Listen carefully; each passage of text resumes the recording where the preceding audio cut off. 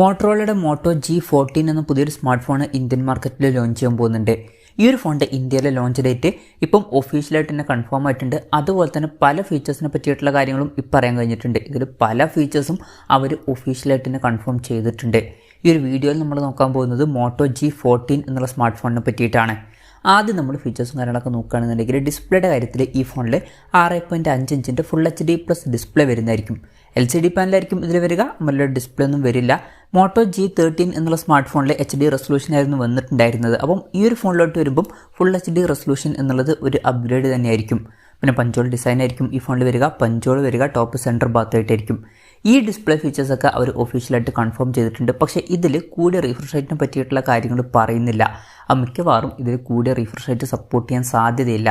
60 ഹെർട്സിൻ്റെ refresh rate ഇതിൽ വന്നേക്കാം. Motto G13 എന്നുള്ള സ്മാർട്ട് ഫോണിൽ 90 ഹെർട്സിൻ്റെ റീഫ്രഷ് റേറ്റ് ഒക്കെ സപ്പോർട്ട് ചെയ്തിട്ടുണ്ടായിരുന്നു. അപ്പോൾ തിരക്കേടില്ലാത്ത ഡിസ്പ്ലേ ഫീച്ചേഴ്സ് ഈ ഫോണിൽ വന്നേക്കാം. പ്രത്യേകിച്ച് വില 10,000 രൂപയ്ക്ക് താഴേക്കാണ് എന്നുണ്ടെങ്കിൽ. പിന്നെ സൈഡ് മൗണ്ടഡ് ഫിംഗർ പ്രിൻറ്റ് സെൻസറൊക്കെ ഈ ഫോണിൽ വരുന്നതായിരിക്കും. ആ ഒരു കാര്യം ഒഫീഷ്യലായിട്ട് കൺഫേം ചെയ്തിട്ടുണ്ട്. IP52 റേറ്റിംഗ് ഇതിൽ സപ്പോർട്ട് ചെയ്യും, അതും ഒഫീഷ്യലായിട്ട് തന്നെ കൺഫേം ചെയ്തിട്ടുണ്ട്. പിന്നെ ടീസറിൽ ഈ ഒരു ഫോണിൻ്റെ ഒരു ബ്ലൂ കളർ വേരിയൻറ്റും അതുപോലെ തന്നെ ഒരു ഗ്രേ കളർ വേരിയൻറ്റുമാണ് ഇപ്പോൾ കാണിച്ചിരിക്കുന്നത്. പ്രോസസ്സറിൻ്റെ കാര്യം പറയുകയാണെന്നുണ്ടെങ്കിൽ ആ ഒരു കാര്യവും കൺഫേം ചെയ്തിട്ടുണ്ട്. unisoc T616 എന്ന പ്രോസസ്സറുമായിട്ടായിരിക്കും ഈ ഒരു സ്മാർട്ട് ഫോൺ വരിക. 10,000 രൂപയ്ക്ക് താഴേക്കാണ് ഈ ഫോണിൻ്റെ വില എന്നുണ്ടെങ്കിൽ ആ പ്രൈസ് റേഞ്ചിൽ തിരക്കേടില്ലാത്തൊരു പ്രോസസ്സർ എന്ന് പറയാൻ പറ്റിയിട്ടുള്ള ഒരു പ്രോസസ്സറായിരിക്കും ഈ ഒരു പ്രോസസ്സർ. 5G സപ്പോർട്ടൊന്നും വരില്ല, മാക്സിമം 4G സപ്പോർട്ടായിരിക്കും ഇതിൽ വരിക. പിന്നെ ഈ ഫോണിൽ 4 GB റാം വരെയും അതുപോലെ തന്നെ 128 GB ഇൻറ്റേർണൽ വരെയും വരുന്നതായിരിക്കും. LPDDR4Xൻ്റെ റാമും UFS 2.2 സ്റ്റോറേജ് ടൈപ്പൊക്കെ ഇതിൽ വരും. പിന്നെ മെമ്മറി എക്സ്പാൻഡ് ചെയ്യുകയാണെന്നുണ്ടെങ്കിൽ ഡെഡിക്കേറ്റഡ് മെമ്മറി കാർഡ് സ്ലോട്ട് തന്നെ ഈ ഫോണിൽ വരുന്നതായിരിക്കും.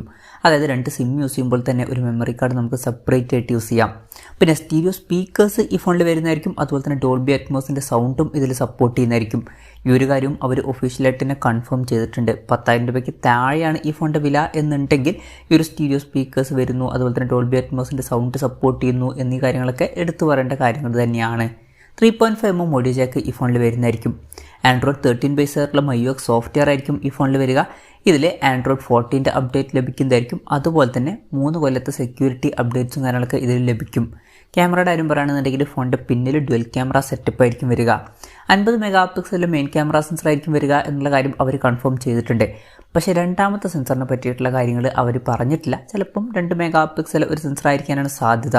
പിന്നെ ഇതിൽ മാക്രോ വിഷൻ, നൈറ്റ് വിഷൻ ഇതുപോലുള്ള ഫീച്ചേഴ്സൊക്കെ വരുന്നതായിരിക്കും. ഈ ഒരു കാര്യം അവർ ഒഫീഷ്യലായിട്ട് കൺഫേം ചെയ്തിട്ടുണ്ട്. സെൽഫി ക്യാമറയുടെ കാര്യം പറയുകയാണെന്നുണ്ടെങ്കിൽ അതിനെ പറ്റിയിട്ടുള്ള കാര്യങ്ങൾ ഇപ്പോൾ അവർ കൺഫേം ചെയ്തിട്ടില്ല. ചിലപ്പം ഇതിൽ 8 മെഗാ പിക്സൽ സെൽഫി ക്യാമറ വന്നേക്കാം. ബാറ്ററിയുടെ കാര്യം പറയുകയാണെന്നുണ്ടെങ്കിൽ 5000 mAh ബാറ്ററി വരുന്നതായിരിക്കും. 20 വാട്ടിൻ്റെ ഫാസ്റ്റ് ചാർജ് സപ്പോർട്ട് ചെയ്യുന്നതായിരിക്കും. Type-C ചാർജിംഗ് പോർട്ടും ഇതിൽ വരുന്നതായിരിക്കും. അപ്പം 10,000 രൂപയ്ക്ക് താഴെയാണ് ഈ ഫോണിൻ്റെ വില എന്നുണ്ടെങ്കിൽ 20 വാട്ടിൻ്റെ ഫാസ്റ്റ് ചാർജ് സപ്പോർട്ട് എന്നുള്ളത് നല്ലൊരു കാര്യമൊക്കെ തന്നെയാണ്. അപ്പം ഇതൊക്കെയാണ് ഫീച്ചേഴ്സിനെ പറ്റിയിട്ട് ഈ പറയാൻ കഴിഞ്ഞിട്ടുള്ള കാര്യങ്ങൾ. ഇനി ലോഞ്ച് ഡേറ്റിൻ്റെ കാര്യം പറയുകയാണെന്നുണ്ടെങ്കിൽ August 1 ഈ സ്മാർട്ട് ഫോൺ ഇന്ത്യൻ മാർക്കറ്റിൽ ലോഞ്ച് ചെയ്യാൻ പോകുന്നത്. ഈ ഒരു കാര്യം ഒഫീഷ്യലായിട്ട് കൺഫേം ചെയ്തിട്ടുണ്ട്. ഫ്ലിപ്കാർട്ടിൽ ഇതിൻ്റെ ടീസർ എത്തിയിട്ടുണ്ട്. ഫ്ലിപ്കാർട്ട് വഴിയായിരിക്കും ഈ ഫോണിൻ്റെ സെയിൽ നടക്കുക.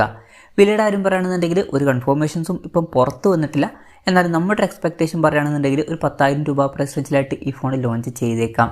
മോട്ടോ G13 എന്നുള്ള സ്മാർട്ട് ഫോൺ 10,000 രൂപ പ്രൈസ് റേഞ്ചിലാണ് ഇപ്പം വരുന്നത്. അതിൻ്റെ ഒരു സക്സസറായിട്ടാണ് ഈ ഒരു സ്മാർട്ട് ഫോൺ വരുന്നത്.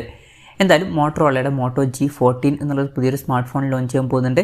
നല്ലൊരു പ്രൈസിങ്ങിൽ ഈ ഫോൺ ലോഞ്ച് ചെയ്യുമെന്നുള്ള കാര്യം നമുക്ക് എക്സ്പെക്റ്റ് ചെയ്യാവുന്നതാണ്. എന്തായാലും മോട്ടോ G14 എന്നുള്ള സ്മാർട്ട് ഫോണിനെ പറ്റിയിട്ടുള്ള നിങ്ങളുടെ അഭിപ്രായം ജസ്റ്റ് ഒന്ന് കമൻറ്റ് ചെയ്യുക. അതുപോലെ തന്നെ ഈ ഒരു സ്മാർട്ട് ഫോൺ ഇന്ത്യൻ മാർക്കറ്റിൽ നിങ്ങളേത് പ്രൈസിങ്ങിലാണ് എക്സ്പെക്റ്റ് ചെയ്യുന്നത് എന്നുള്ള കാര്യം കൂടി ജസ്റ്റ് ഒന്ന് കമൻറ്റ് ചെയ്യുക.